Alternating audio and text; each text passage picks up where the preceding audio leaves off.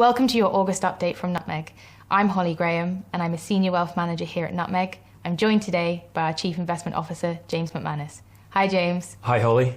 James, news headlines would suggest that July was a slightly rockier month for markets, with some good days and some less good days. How did the markets perform over the month as a whole? Well, looking at overall portfolio returns for July wouldn't necessarily give you an indication of the movements that have taken place under the surface, but it's been quite a busy month in financial markets. Whilst developed markets continued their positive trajectory, returning around 1.1% for July, emerging market equities saw quite significant volatility, delivering returns of just over -7% for the month. Leading the losses was China, down close to 14%, the worst monthly loss for Chinese equities since 2011.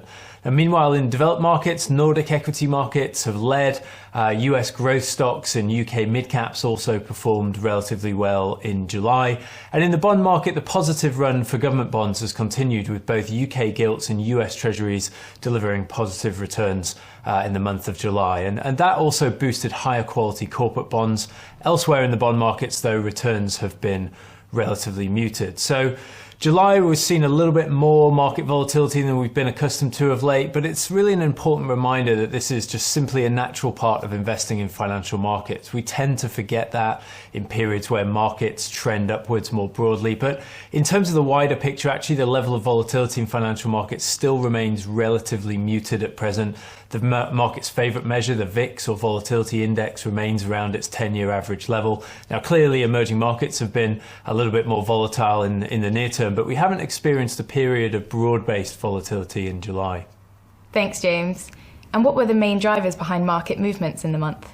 Well, in developed equity and bond markets, the story has really been dominated by two things, and that is the continued trajectory of the economic recovery and also a strong start to second quarter earnings season towards the end of the month. Now, we did witness some limited volatility in the middle of July as investors contended with both mixed signals from economic data and also fears over the spread of the Delta variant and how that would really impact expectations for the economic recovery. And we expect some volatility to persist as we find our way through this reopening process. The nature of the current environment makes forecasting quite difficult, and we're likely to continue to see COVID-related issues persist in different ways in the coming months.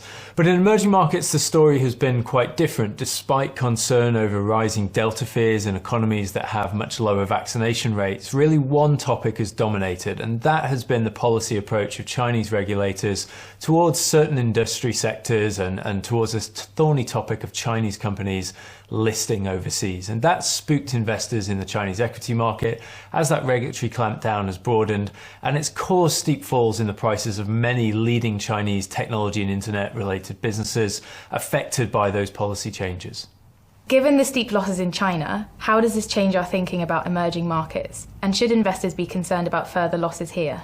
Well, China is really central to most investors' views on emerging markets because of its relative size. It accounts for about 30% of emerging markets stock indices.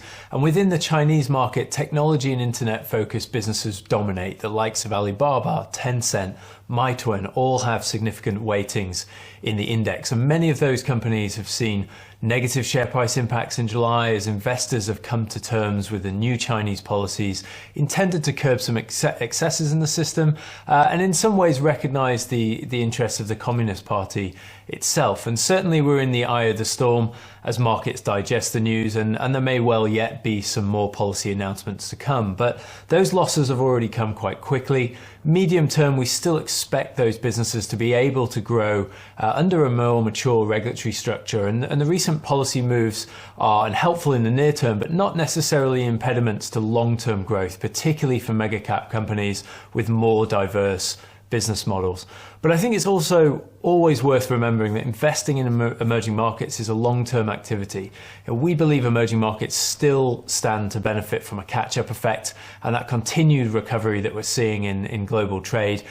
Inventories, for example, are running at record low levels, and restocking those in the coming months will certainly lean on EM supply chains. COVID, that remains a concern, but vaccination rates will also accelerate in the second half of the year, and export activity will be supported by strong developed market demand as economies reopen here where vaccines have been distributed. Medium term, emerging markets still retain large populations that will sustain the domestic demand and drive the wealth creation we need to see. So there's certainly more to EM than China, but clearly it's been a challenging period so far for Chinese equities in July and also so far this year. July also saw some of the world's biggest companies report Q2 earnings, with some disappointing news from Netflix and big results from tech giants, Apple, Google, Microsoft and Facebook. We also saw US GDP undershoot expectations towards the end of the month. What did we learn in July about the pace of the economic recovery?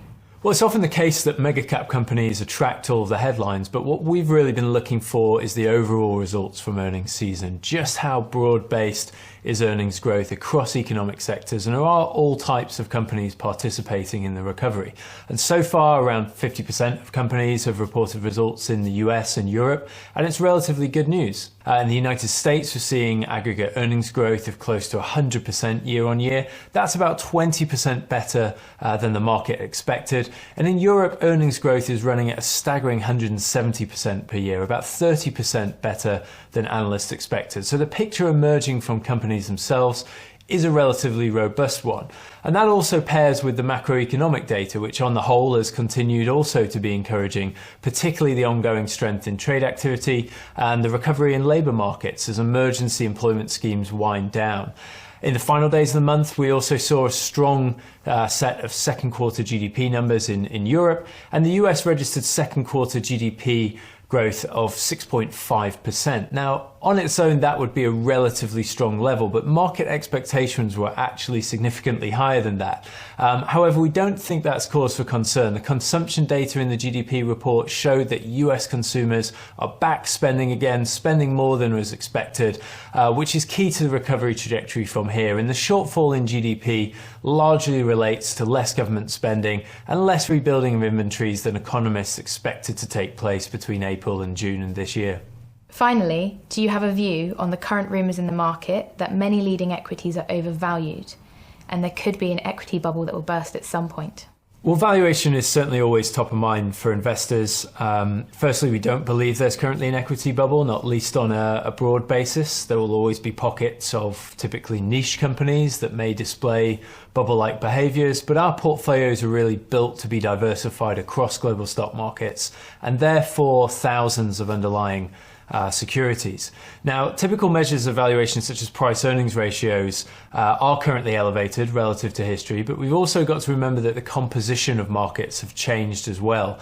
In the US, for example, technology-related companies with strong growth attributes account for a much higher portion of the marketplace, and that pushes up overall valuations. And equally, just because a market is cheap doesn't mean that it will outperform. The UK equity market is a great example of this in the past 18 months. So we must be very careful with valuation metrics to ensure that we recognise their flaws as well as their benefits and how they relate also to what's happening in the wider economy. And therefore, it's also worth remembering that valuation is a relative concept as well as an absolute one. That is that investors have to place valuations for stocks in the context of valuations for other investment assets and market dynamics. Government bonds, for example, currently offer negative real or after inflation returns.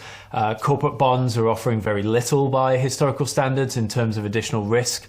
Return rather for the risks that are being taken. And of course, cash rates are anchored towards zero in much of the world. So investors are therefore looking to equities as a better risk return asset, given their potential to benefit from the economic recovery, but also as inflation fears remain elevated.